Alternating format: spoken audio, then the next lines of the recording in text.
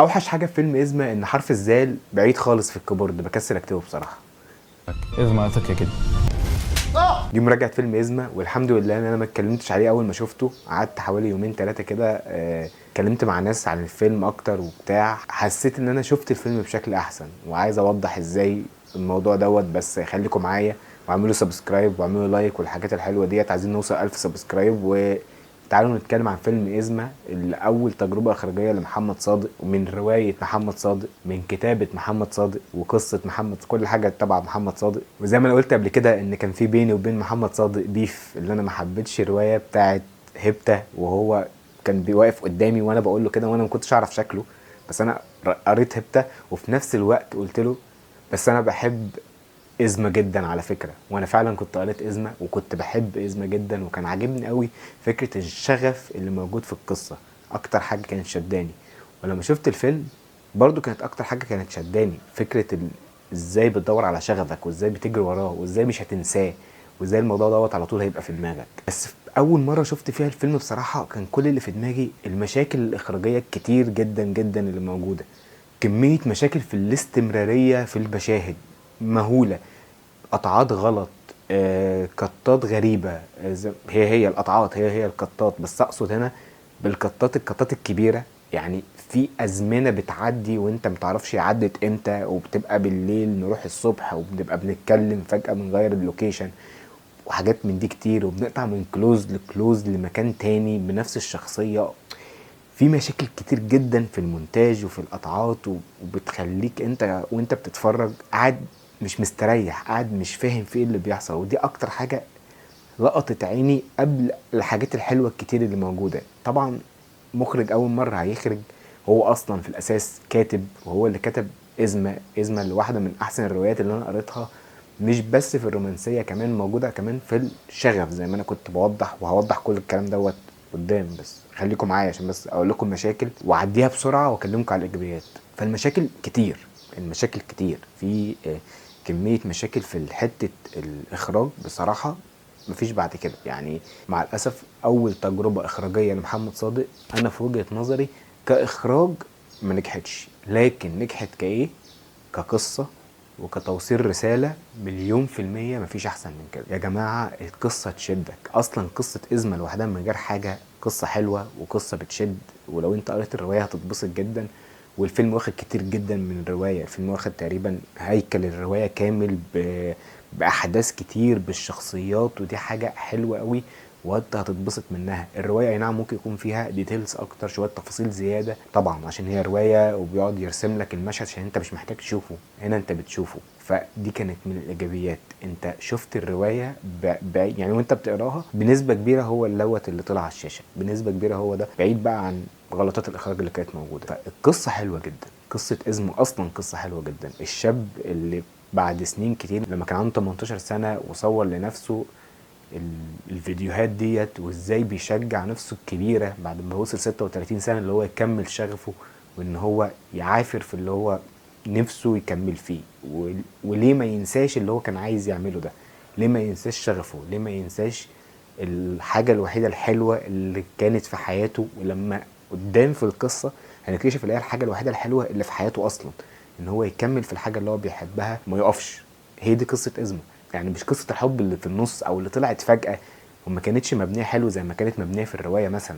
بالعكس، القصة بتاعتنا هنا بتتكلم عن الشغف، بتتكلم عن ازاي ما تنساش حلمك، وازاي على طول تبقى حاطط لنفسك هدف. وديت لمستني قوي لما شفت الفيلم التاني مرة. لما شفت الفيلم التاني مرة قلت ده انا، مش كده؟ ده اللي انا بعمله دلوقتي بعد سنين كتير جدا بحاول في حاجات كتير انا ما كنتش عايزها، بس مجرد بسعى ليها وخلاص عشان خاطر سواء بقى عيشة انت عايز تعيشها، او فلوس عايز تجيبها، او مش عارف تعمل ايه، او حياتك هتمشي ازاي.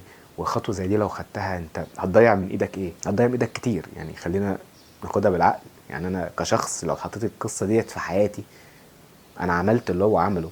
يعني خلينا متفقين، انا عملت اللي عيسى عمله بالظبط. بعد 36 سنه مثلا، هو كان عنده 36 سنه في القصه بتاعتنا، بياخد قرار غريب جدا ان هو يبقى مخرج ويكمل حلمه اللي كان من 18 سنه.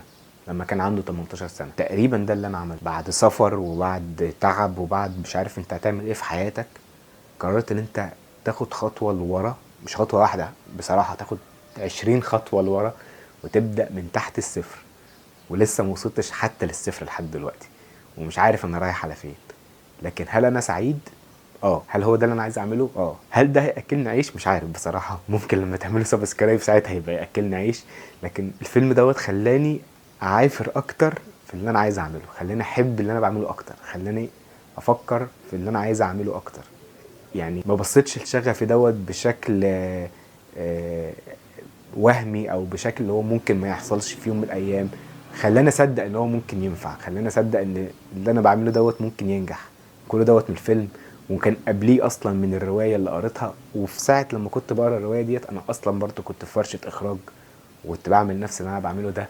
وبعد كده خدت خطوتين لورا وقررت اسافر، وسبت كل اللي انا كنت بحلم بيه. وبعد كده رجعت له تاني، ولقيت الفيلم دوت مرة تانية جاي لي بيقول لي خد دي رسالة تانية اهوت، بقول لك كمل في اللي انت بتعمله، يمكن يكون هو ده الحل. فانا مكمل فيه. يعني إزمة في الاول كانت سبب من اسباب اللي انا مكمل، ودلوقتي رجعت مرة تانية بسبب من الاسباب اللي انا مكمل. حبيت الفيلم جدا تاني مرة شفته عن اكتر من اول مرة شفته، وممكن اشوفه التالتة كمان. ومبسوط جدا بمحمد صادق، وبتمنى له النجاح. وطبعا البيف اللي بينا دوت ده هزار كله، انا ما فيش اي حاجه خالص، انا ما اعرفوش يعني، وانا شفته مره واحده بس، اتكلمت معاه وكنتش عارف الراجل، وعرفته واتبسطت ان انا عرفته. و وإزمة فيلم حلو، إزمة فيلم حلو، وتجاهلوا تماما اي مشاكل اخراج موجوده، عشان دي حاجه مفهومه. يعني مفيش اي حد في الدنيا هيعمل اخراج لاول مره وهيبقى بيرفكت، يعني ده طبيعي. والله اعلم الباك ستوري اصلا لكل دوت كان ممكن يكون عايز حاجه تانية، متعرفش اللي حصل في اللوكيشن ايه خلاه يطلع كده، مش عارف يعني. هي تفاصيل منتجية اكتر من اي حاجة تانية، قطات غريبة، تحس ان انت مش عارف تكمل المشهد، مش سلس. بس كل دوت في وسط القصة الحلوة جدا اللي بتتحكي، في وسط الشغف اللي بيرجع لك تاني، والنار اللي بتقيد جواك مرة تانية وانت بتتفرج على الفيلم دوت، وعايز تقوم دلوقتي حالا تعمل اللي انت بتحبه، سواء بقى بتلعب موسيقى، سواء عايز تلعب كورة، سواء عايز حتى تنزل تتمشى في الشارع. شوف انت ايه شغفك في الحياة وروح اعمله، ما تسكتش، ده لوحده كفايه. انا اول حاجه فكرت فيها اول ما شفت الفيلم دوت اول مره الغلطات، تاني مره لما شفت الفيلم مع حد حسيت ان هو فتح عقلي بشكل مختلف، وقلت ايه ده، انا افتكرت إزمة تاني، انا كنت ناسي إزمة اللي شفتها من 2022 او اللي قريتها من 2022. انا دلوقتي رجع لي إزمة من اول وجديد، واتبسطت جدا، وكانت تجربة حلوة قوي تاني مرة بصراحة.